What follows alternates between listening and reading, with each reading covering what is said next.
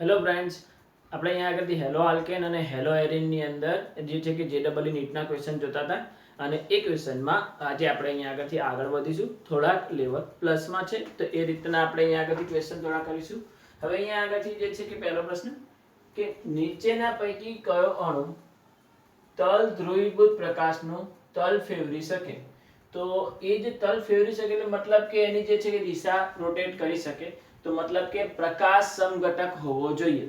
અને પ્રકાશ સમઘટક હોવા માટે અહીંયા આગળથી શું હોવું જોઈએ? તો કિરાલ કાર્બન હોવો જોઈએ. તો જે સંયોજનમાં કિરાલ કાર્બન પ્રેઝન્ટ હશે તો તે સંયોજન અહીંયા આગળથી ધ્રુવીભૂત પ્રકાશના તલનો ફેરવી શકે છે. તો અહીંયા આગળથી આપણે જોઈએ તો આ પહેલો જે સંયોજન છે તેમાં ચારે ચાર સંયોજકતા કેવી છે? અલગ અલગ છે. તો તેના હિસાબે એ જે છે કે એની અંદર કિરાલ કાર્બન અહીંયા આગળથી પ્રેઝન્ટ છે. તો કિરાલ કાર્બન પ્રેઝન્ટ હોવાથી આ સંયોજન જે છે કે આપણે અહીંયા આગળથી ધ્રુવીભૂત પ્રકાશના તલને ફેરવી શકે છે. તેના હિસાબે જે છે કે રોટેશન એમાં થઈ શકે છે. જ્યારે અહીંયા આગળથી હાઇડ્રોજન એની સમાન છે. અહીંયા બંને સંયોજકતા અહીંયા આગળથી એકબીજાની અસરને નાબૂદ કરી નાખે છે. ત્યાર પછી અહીંયા આગળથી આ બે સંયોજકતા બાજુબાજુની સમાન છે. તો તેના હિસાબે આની અંદર કિરાલ કાર્બન મળી શકતા નથી. તો જ્યારે એ જવાબ દે છે કે જેમાં કિરાલ કાર્બન મળી શકે છે અને જે સંયોજનમાં કિરાલ કાર્બન પ્રેઝન્ટ હોય તો તે ધ્રુવીભૂત પ્રકાશના તલને ફેરવી શકે છે, એટલે કે એમાં પ્રકાશ સમઘટકતા મળી શકે છે. ત્યારબાદ બીજો ક્વેશ્ચન કે નીચેના પૈકી કયું સંયોજન ભૌમિતિક સમઘટકતા ધરાવશે નહીં?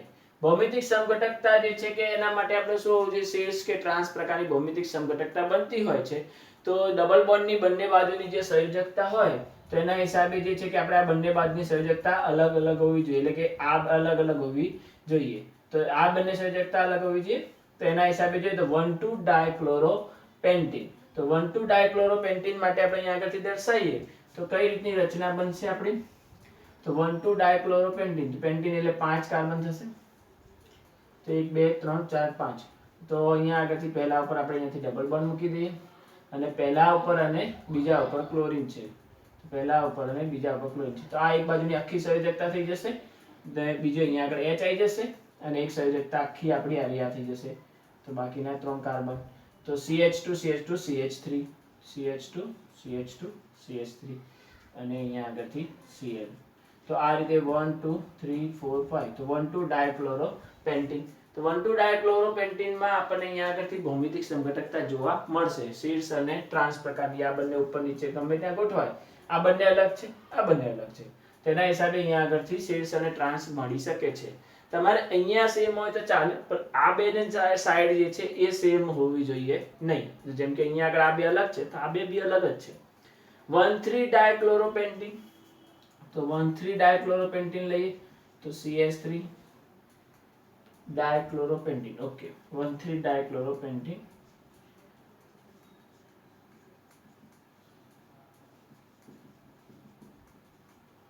ત્રીજા ઉપર Cl છે તો અહીંયા H આવી જશે, H આવી જશે Cl. તો 1 2 3. તો ત્રીજા ઉપર ક્લોરીન ગયો, પહેલા ઉપર ક્લોરીન છે. તો 1,3 ડાયક્લોરોપેન્ટીન. તો આમાં બી અહીંયા આગળથી જોઈએ તો આ બે સંયોજકતા અલગ છે ને આ બે અલગ છે. તો અહીંયા આગળથી આમાં બી ભૌમિતિક સમઘટકતા શક્ય છે.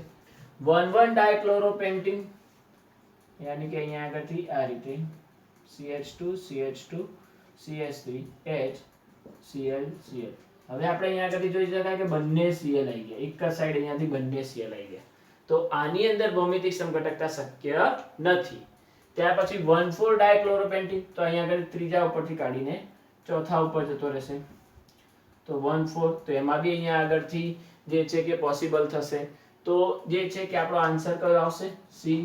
1,1 ડાયક્લોરોપેન્ટીન, જેની અંદર બે Cl એક સાઈડ જોવા મળે છે, જેના કારણે ભૌમિતિક સમઘટકતા આપણે દર્શાવી શકાય નહીં.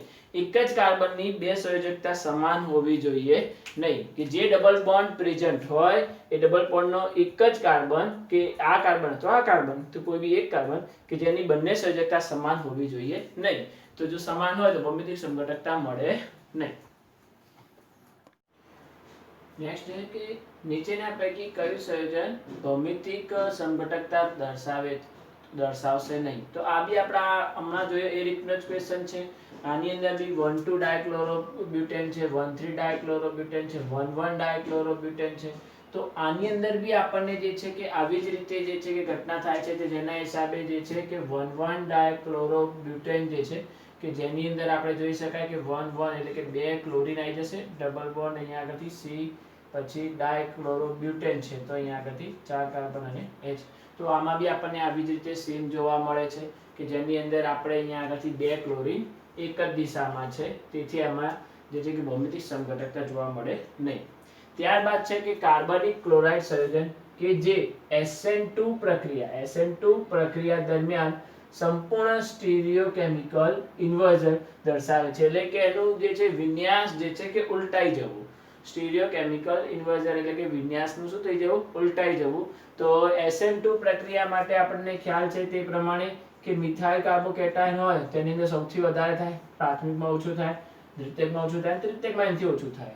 તો એ પ્રમાણે જોઈએ તો જે છે કે આ મિથાઇલ કાર્બોકેટાયન છે તો એ જવાબમાં અહીંયા આગળ સૌથી વધારે સંભાવના છે. ત્યાર પછી B માં જે છે કે સેકન્ડરી છે, C જે છે કે ટર્સરી છે અને D જે છે કે સેકન્ડરી છે. એટલે કે આ બંનેની અંદર આપણે કેવું થાય, SN2 જે છે કે ઇન્વર્ઝન ઓછું થાય પરંતુ મિથાઇલ કાર્બોકેટાયનમાં સૌથી વધુ થાય. આની અંદર એની અંદર મિથાઇલ કાર્બોકેટાયન આપણને મળતો હોય છે. તો એના હિસાબે આપણો જવાબ કયો આવશે, A આવશે. હવે છે નીચેના બ્રોમાઇડ પૈકી SN1VT નો સાચો સક્રિયતા ક્રમ કયો હશે. હવે SN1 માટે આપણને ખ્યાલ છે તે પ્રમાણે તૃતીયકની વધુ હોય, તૃતીયકની એનાથી ઓછી અને પ્રાથમિકની એનાથી ઓછી હોય છે. તો આ રીતનો ક્રમ હોય છે. પરંતુ આનાથી ઉપર જે છે કે આલ્કલી હેલાઇડ જે છે કે આપણે લઈએ છીએ તો આલ્કલી એલાયલિક હેલાઇડ એલાયલિક હેલાઇડ. તો એલાયલિક હેલાઇડની જે છે કે સક્રિયતા એનાથી બી વધારે આવે છે. બેન્ઝાઇલિક હોય, એલાયલિક હોય તેની જે છે કે સક્રિયતા એનાથી બી વધારે આવતી હોય છે. હવે આપણે અહીંયા આગળથી જે છે કે આનું આયનાઇઝેશન કરીએ તો આ બ્રોમિન દૂર થાય અહીંયાથી, તો આ જે છે કે અહીંયા કેટાયન બને તો આ કયો કેટાયન બને, પ્રાથમિક કેટાયન. આ બ્રોમિન અહીંયાથી દૂર થાય તો આપણે આ બ્રોમિન અહીંયાથી દૂર થાય તો અહીંયા આગળ કેટાયન બને તો આ દ્વિતીયક છે પરંતુ ડબલ બોન્ડ છે એટલે આ હેલાઇડ જે છે કે કયો થશે, એલાયલિક કેટાયન થશે. તો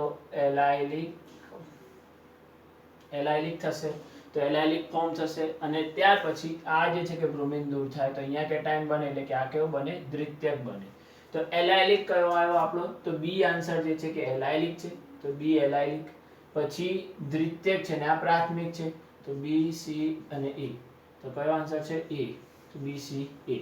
તો B ની જે છે કે અહીંયા આગળથી SN1 સૌથી વધારે થશે, C માં ઓછી અને A માં એનાથી બી ઓછી. એલાયલિક હોવાને કારણે એની જે છે કે B ની સૌથી વધારે થાય છે. એલાયલિક આપણે આગળ કરી ગયા છે કે હેલોજન ધરાવતા કાર્બનની બાજુવાળો કાર્બન ડબલ બોન્ડ ધરાવે તો એને આપણે કયો કહીએ છીએ, એલાયલિક હેલાઇડ. તો એ રીતે આપણે દર્શાવી શકાય. ત્યારબાદ છે 72 ગ્રામ પ્રતિ મોલ અણુભાર ધરાવતા કયા હાઇડ્રોકાર્બનના મોનોક્લોરિનેશનથી એક જ સમઘટકીય આલ્કલી હેલાઇડ મળે છે. હવે અહીંયા આગળથી આપણને જે છે કે ચાર અલગ અલગ જે ઓપ્શન આપ્યા છે એ ચારેયની અંદર એનું અણુભાર જે છે કે 72 ની આસપાસ આ કંઈક થતું હશે. તો આપણે એનું જે નિપજ જે બનાવવાની છે તેમાં આલ્કલી હેલાઇડ બનાવવાની છે.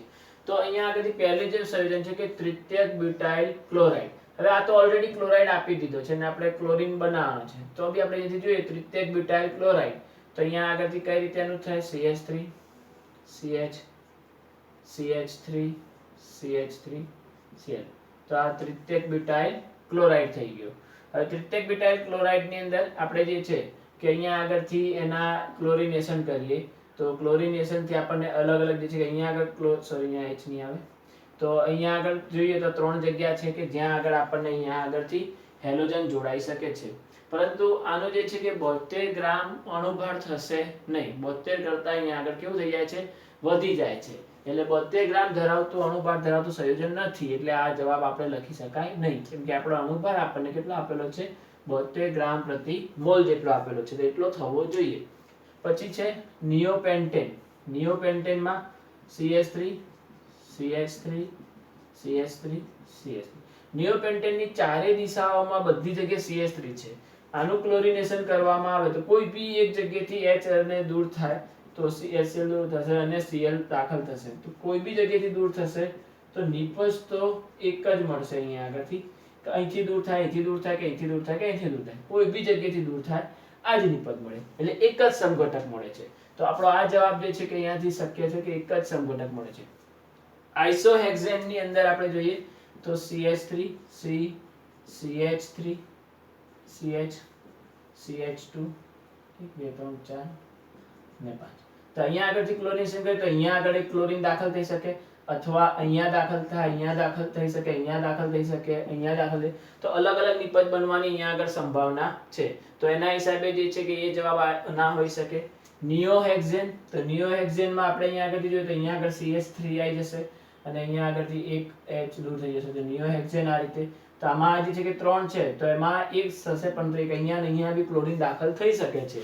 તો એના હિસાબે જે છે કે અલગ અલગ નિપજો બનવાની સંભાવના છે. તો આપણે અહીંયા આગળથી ખાલી નિયોપેન્ટેન એવું છે કે જેની અંદર આપણને એક જ નિપજ મળે છે, એટલે કે એક જ સમઘટક ધરાવતી આલ્કલી હેલાઇડ મળી શકે છે. તો જવાબ આપણો કયો આવશે? ડી આવશે. અહીંયાથી ક્વેશ્ચન છે DDT એ શું છે? DDT અહીંયા આગળથી ગ્રીનહાઉસ વાયુ છે, ના ખાતર તરીકે, ના બાયોડિગ્રેડેબલ પ્રદૂષણ છે, ના નોન બાયોડિગ્રેડેબલ પ્રદૂષણ. DDT જે છે કે એક આપણે જંતુનાશક દવા છે. જંતુનાશક દવાને આપણે અહીંયા આગળથી જ્યારે જમીનમાં છંટકાવ કરીએ છીએ ત્યારે એને જે છે કે જંતુ અને બેક્ટેરિયાને મારવા માટેનો ઉપયોગ થાય છે. અને જે છે કે એ જમીન ઉપર જે છે કે એક નોન બાયોડિગ્રેડેબલ પ્રદૂષણ સ્વરૂપે પડ્યા રહે છે, એનું વિઘટન થતું નથી. DDT એક અવિઘટનીય પદાર્થ છે કે જેના હિસાબે નોન બાયોડિગ્રેડેબલ પ્રદૂષક છે કે જે અહીંયા આગળથી બેક્ટેરિયા દ્વારા એનું જે છે કે નિકાલ કરી શકાતો નથી, એટલે કેવો છે? નોન બાયોડિગ્રેડેબલ પ્રદૂષણ છે. ત્યાર પછી છે કે નીચેનામાંથી કોણ વાતાવરણના ઉપલા સ્તરે રહેલા પ્રદૂષણમાં પદાર્થોમાં ઓઝોન આવરણને ખરાબ કરવા માટે જવાબદાર છે? તો આપણે અહીંયા આગળથી જોઈએ તો ઓઝોન લેયરને કોણ નુકસાન કરે છે? તો આપણને ખ્યાલ છે કે ફ્યુઓન જે છે કે CFC ક્લોરોફ્લોરોકાર્બન જે છે કે ઉપલા લેયરને આપણે અહીંયા આગળથી નુકસાન કરતો હોય છે.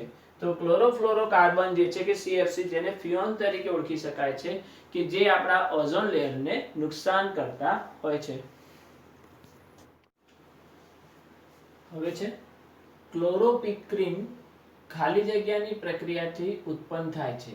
ક્લોરોપિક્રિન જે છે કે આપણે અહીંયા આગળથી બનાવવા માટે ક્લોરોફોર્મનો ઉપયોગ થાય છે, જેમ કે અહીંયા આગળથી C Cl Cl Cl અને H. તો આપણે અહીંયા આગળથી ક્લોરોફોર્મ છે, તો અહીંયા આગળથી ક્લોરોફોર્મની આપણે HNO3 સાથે પ્રક્રિયા કરવામાં આવે. HNO3 સાથે આપણે અહીંયા આગળથી પ્રક્રિયા કરીએ તો અહીંયા આગળથી એક H, આમાંથી H અને આમાંથી એક ઓક્સિજન, એટલે શું દૂર થાય? H2O દૂર થાય. કોઈ બાકી રહ્યો NO2 અંદર દાખલ થાય તો CCH3 એટલે CCl3 છે અને એની જગ્યાએ કોણ આવી જશે? H ની જગ્યાએ કોણ આવી જશે? NO2. તો NO2 અહીંયા આગળ દાખલ થઈ જાય છે. તો આ જે સંયોજન બન્યો એને કહેવામાં આવે છે ક્લોરોપિક્રિન. તો આ જે છે કે અહીંયાથી ક્લોરોપિક્રિન છે. ક્લોરોપિક્રિન જે છે કે એક પ્રકારનો પ્રવાહી સંયોજન છે અને એ ખૂબ જ ઝેરી હોય છે, અને તેને જે છે કે જંતુનાશક દવાઓમાં ઉપયોગ થાય છે. યુદ્ધની અંદર જે છે કે ગેસ તરીકે આનો ઉપયોગ કરી શકાય છે. તો આ રીતનો એક ખૂબ જ ઝેરી પદાર્થ છે ક્લોરોપિક્રિન, તો જેનો ઉપયોગ આપણે અહીંયાથી જંતુનાશક દવાઓમાં બી કરી શકાતો હોય છે. તો આપણે અહીંયા આગળથી જે જવાબ છે એ નાઇટ્રિક એસિડની ક્લોરોફોર્મ ઉપરની જે પ્રક્રિયા છે તેના આધારે આપણે આનો જવાબ લખી શકાય છે. તો એક આ પ્રક્રિયાને આધારે ક્લોરોપિક્રિન આપણને જોવા મળે છે. ત્યારબાદ નેક્સ્ટ ક્વેશ્ચન છે કે RDI ની Cl- સાથે DMG ઉદ્દીપકની હાજરીમાં પ્રક્રિયા કરીએ છીએ તો RCl અને Br-. તો હવે આ જે પ્રક્રિયા છે એ SN2 પ્રતિસ્થાપન પ્રક્રિયામાં નીચેનામાંથી કોનો સૌથી ઊંચો સંબંધિત દર હશે? એટલે સૌથી જે છે કે આપણે અહીંયા આગળ સૌથી વધારે SN2 શેમાં થશે? તો આપણે જાણીએ છીએ કે મિથાઇલ કાર્બોકેટાયનમાં સૌથી વધુ થાય, પ્રાથમિકમાં, પછી દ્વિતીયક ને પછી તૃતીયક. તો આપણે જોઈએ અહીંયા આગળથી બધા હેલાઇડ કેવા છે. તો હેલોજન ધરાવતું કાર્બન, બાજુમાં એક જ ચેન છે તો આ બી પ્રાથમિક છે. હેલોજન ધરાવતો કાર્બન, એની બાજુમાં બી એક ચેન કહેવાય તો આ બી પ્રાથમિક. હેલોજન ધરાવતો કાર્બન, તેની બાજુમાં બી આ એક આખી ચેન કહેવાય તો આ બી પ્રાથમિક છે. હેલોજન ધરાવતો કાર્બનની બાજુમાં એક છે તો પ્રાથમિક. આ તો બધા પ્રાથમિક આપી દીધા છે. તો આ બધા હેલાઇડ આપણને પ્રાથમિક આપ્યા છે. તો આપણે અહીંયા આગળથી શું કરીશું કે કાર્બનની સંખ્યા, અહીંયા આગળથી એક નિયમ છે કે જેમ કાર્બનની સંખ્યા વધે તેમ SN2 ની પ્રતિક્રિયાત્મકતા ઘટે છે. એટલે કે SN2 સૌથી વધુ શેમાં થાય કે જેમ કાર્બનની સંખ્યા ઓછી હોય તેમાં. તો અહીંયા આગળથી જોઈએ તો આની અંદર કાર્બનની સંખ્યા સૌથી ઓછી છે, જ્યારે આમાં એનાથી વધારે છે. તો D માં સૌથી ઓછી છે કાર્બનની સંખ્યા, પછી A માં જે છે કે એનાથી ઓછી છે, અને હવે આની અંદર શાખાઓ છે તો ઇલેક્ટ્રોન ડોનેટિંગ ગ્રુપ કહેવાય. તો ઇલેક્ટ્રોન ડોનેટિંગ ગ્રુપ જેમ વધે તેમ એની અંદર જે છે કે અહીંયા આગળથી શું થતું હોય કે SN2 ની પ્રતિક્રિયાત્મકતા ઘટતી હોય છે. તો આની અંદર ઇલેક્ટ્રોન ડોનેટિંગ ગ્રુપ જે છે કે આપણે અહીંયા આગળથી 2 જોવા મળે, જ્યારે આની અંદર ઇલેક્ટ્રોન ડોનેટિંગ ગ્રુપ 3 છે. જેમ ઇલેક્ટ્રોન ડોનેટિંગ ગ્રુપની સંખ્યા વધે તેમ અહીંયાથી SN2 ની પ્રતિક્રિયાત્મકતા ઘટી જાય. તો અહીંયા આગળથી B અને પછી C.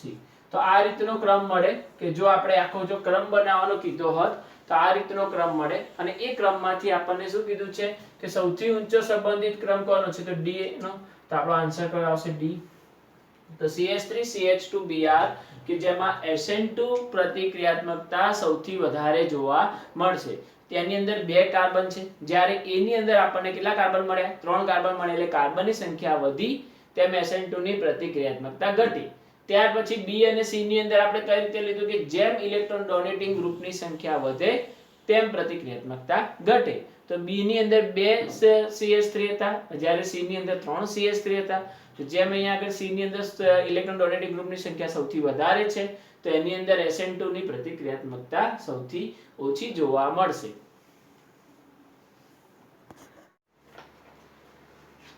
હવે છે નીચેનામાંથી કઈ પ્રક્રિયા કેન્દ્રાનુરાગી પ્રતિસ્થાપન છે? કેન્દ્રાનુરાગી પ્રતિસ્થાપન માટે આપણે અહીંયા આગળ જોઈએ તો RX ની ની પ્રક્રિયા કરીએ એટલે આલ્કલી હેલાઇડની કેન્દ્રાનુરાગી પ્રક્રિયક Nu- સાથે આપણે પ્રક્રિયા કરતા હોઈએ છીએ. કેન્દ્રાનુરાગી પ્રક્રિયક Nu- સાથે જ્યારે આની સાથે આની પ્રક્રિયા કરીએ છીએ તો ત્યારે આર્યો આની પર અટેક કરે તો હેલોજન જે છે કે અહીંયાથી શું થતું હોય રિમૂવ થતો હોય. બંને ઇલેક્ટ્રોન કોણ લઈ લે હેલોજન લઈ લે. તો અહીંયાથી શું બને છે RNu મળે, અને આપણે અહીંયા આગળથી હેલોજન જે છે કે X- ના ફોર્મમાં અહીંયા આગળથી રિલીઝ થાય છે. તો આ રીતની પ્રક્રિયા છે. તો આલ્કલી હેલાઇડની આપણે કોની સાથે પ્રક્રિયા કરવી પડે? કેન્દ્રાનુરાગી પ્રક્રિયક સાથે. હવે આપણે અહીંયા આગળથી પ્રક્રિયામાં જોઈએ તો RX છે બધામાં, RX બધામાં પ્રેઝન્ટ છે, પરંતુ આ કેન્દ્રાનુરાગી પ્રક્રિયક નથી, એની જોડે ઇલેક્ટ્રોન યુગ્મની જોડ નથી. આ કેન્દ્રાનુરાગી પ્રક્રિયક નથી. Mg ધાતુ છે, સોડિયમ ધાતુ છે, તો એ બધાની અંદર આપણે કેન્દ્રાનુરાગી પ્રક્રિયક પ્રેઝન્ટ નથી, જ્યારે આની અંદર કેન્દ્રાનુરાગી પ્રક્રિયક Nu- જે છે કે OH- અંદર પ્રેઝન્ટ છે. તો આની અંદર આ પ્રક્રિયા પોસિબલ થશે, કેમ કે અહીંયાથી RX ની OH- આની સાથે જોડાય તો જોવા તો RH બની ગયો, એટલે કે આ કેન્દ્રાનુરાગી પ્રક્રિયક હતું તો આ કેન્દ્રાનુરાગી પ્રક્રિયક અંદર જોડાઈ ગયો. અને જે અહીંયાથી જે છે કે એ K છૂટો પડ્યો ને અહીંથી હેલોજન, તો અહીંયાથી કયો જોડાઈ ગયો KH જોડાઈ ગયો, એટલે હેલોજન જે છે કે પોટેશિયમ સાથે જોડાઈ ગયો. તો આપણો આન્સર કયો આવશે? D આન્સર આવશે, કે જેમાં કેન્દ્રાનુરાગી પ્રક્રિયક પ્રેઝન્ટ છે. તો એના હિસાબે આપણો આન્સર કયો આવે? D આવે. ત્યાર પછી બેન્ઝીન નિર્જળ AlCl3 ની હાજરીમાં CH3Cl સાથે પ્રક્રિયા કરીને ખાલી જગ્યા આપે છે, નિપજ આપે છે. તો ધારો કે અહીંયાથી આપણી જોડે બેન્ઝીન છે, એ બેન્ઝીનની આપણે CH3Cl અને ઉદ્દીપક લેવાનો છે નિર્જળ AlCl3. તો આ પ્રક્રિયા આપણી જે છે કે ફિડલ ક્રાફ્ટ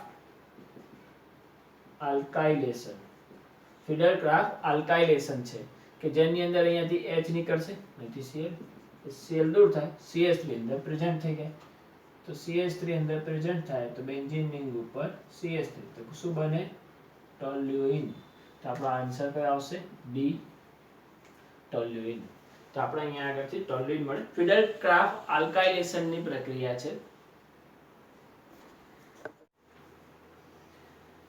હવે છે ટ્રાઇક્લોરોએસિટાલ્ડિહાઇડ યાની કે CCH3CHO સલ્ફ્યુરિક એસિડની હાજરીમાં ક્લોરોબેન્ઝીન સાથે પ્રક્રિયા કરે છે અને ઉત્પન્ન કરે છે. એટલે આમાંથી કઈ નિપજ જે છે કે અહીંયા આગળથી ઉત્પન્ન થતી હશે?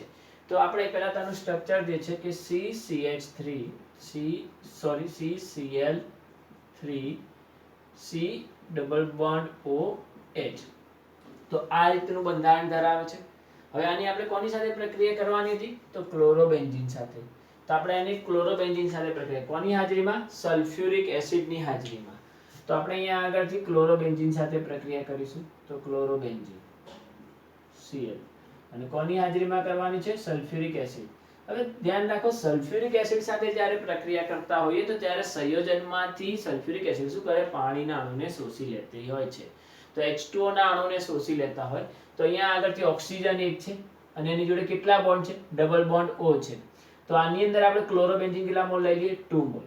એના પેરા સ્થાનમાંથી હાઇડ્રોજન, એટલે બે પેરા સ્થાનમાંથી હાઇડ્રોજન અને આયરન એટલે એનાથી કયો દૂર થઈ જાય? H2O. કોણ શોષી લે? H2SO4 અહીંયા આગળથી શોષી લે. તો આ જે ક્લોરીન જે છે એ પેરા સ્થાનમાંથી અહીંયાથી દૂર થયેલા હાઇડ્રોજન છે. તો એના કેટલા મોલ છે? 2 મોલ છે. તો એના 2 મોલ.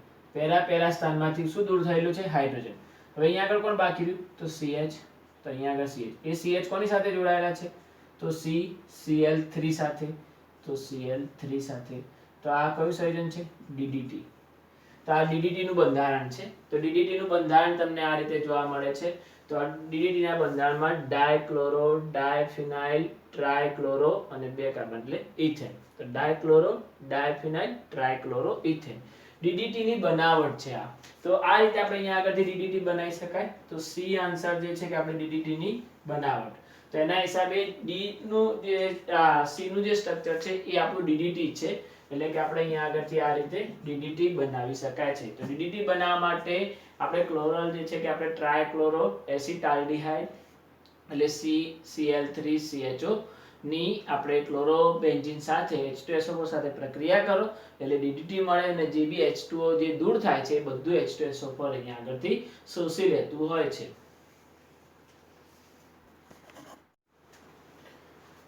હવે છે ટોલ્યુઇન FeCl3 ની હાજરીમાં Cl2 સાથે પ્રક્રિયા કરીને X આપે છે. કોની હાજરીમાં? Cl2 સાથે. તો FeCl3 ની હાજરીમાં Cl2 સાથે પ્રક્રિયા કરીને X આપે છે અને પ્રકાશની હાજરીમાં પ્રક્રિયા કરીને Y આપે છે.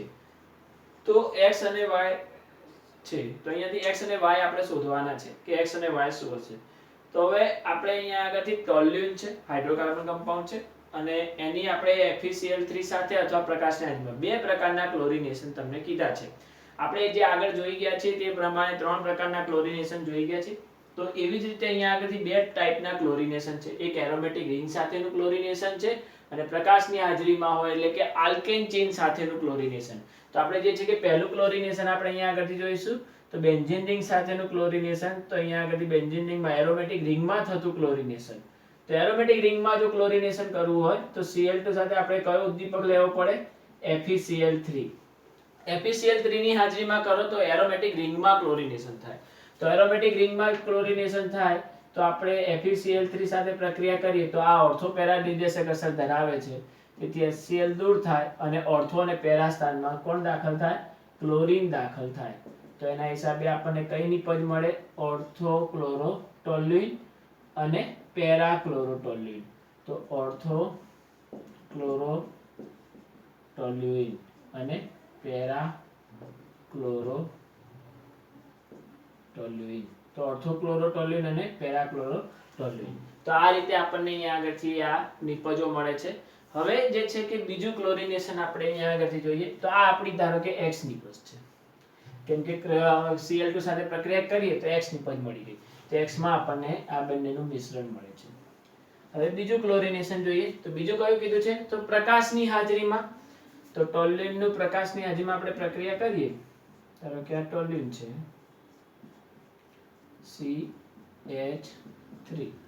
ટોલ્યુઇનની Cl2 સાથે આપણે કોની સાથે પ્રક્રિયા કરવી? પ્રકાશની હાજરીમાં.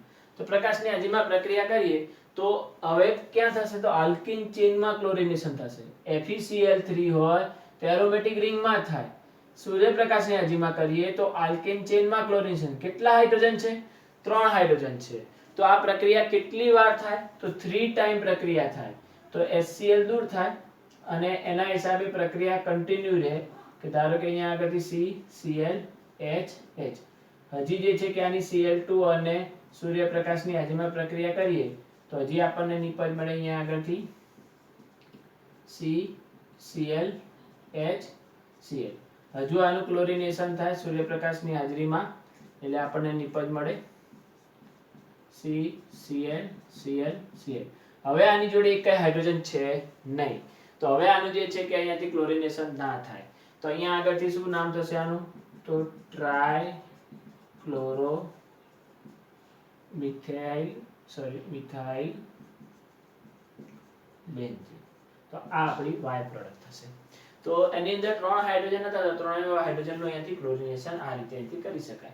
તો x અને y, તો x માં ઓર્થો પેરા ક્લોરોટોલિન અને y માં ટ્રાયક્લોરો મિથાઇલ બેન્ઝીન, તો આપણો આનો જવાબ આવશે.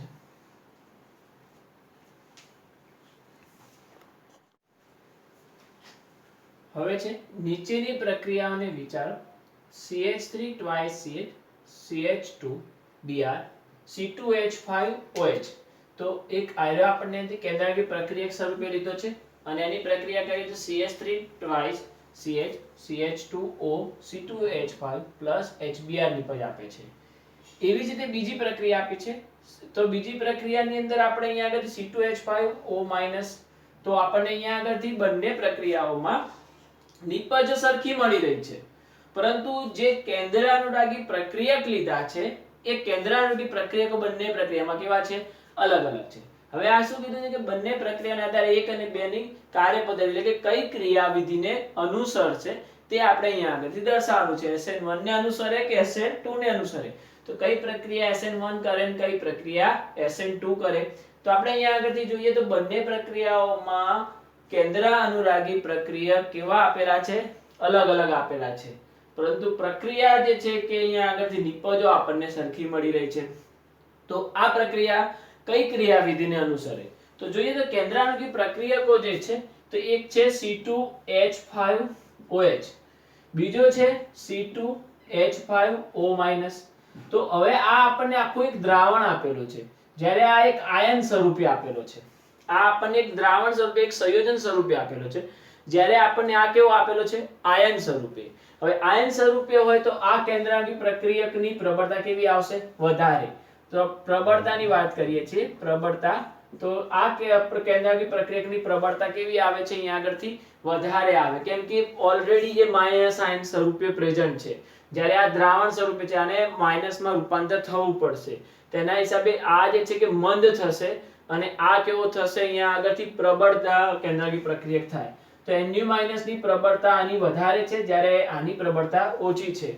તો SN2 પ્રક્રિયા થવા માટે પ્રબળતા વધારે જોઈએ છે અને SN1 થવા માટે પ્રબળતા કેવી જોઈએ છે, ઓછી, કેમ કે SN1 માં તો કેટાયન બનતા હોય એટલે એના હિસાબે મંદ દ્રાવણ હોય તો પણ અહીંયા આગળથી એની પ્રક્રિયા થઈ જતી હોય, તો આ મંદ થાય છે, આની પ્રબળતા મંદ છે અને આ જે છે કે પ્રબળ છે, તો આની પ્રબળતા વધારે છે. તો આ પ્રબળ કેન્દ્રાનુરાગી પ્રક્રિયક છે અને આ મંદ જે છે કે કેન્દ્રાનુરાગી પ્રક્રિયક છે, તો જેના હિસાબે આની અંદર SN1 થશે અને આની અંદર SN2 થશે. તો એના હિસાબે આપણે અહીંયા આગળથી લખી શકાય કે પહેલી પ્રક્રિયામાં SN1 અને બીજી પ્રક્રિયામાં SN2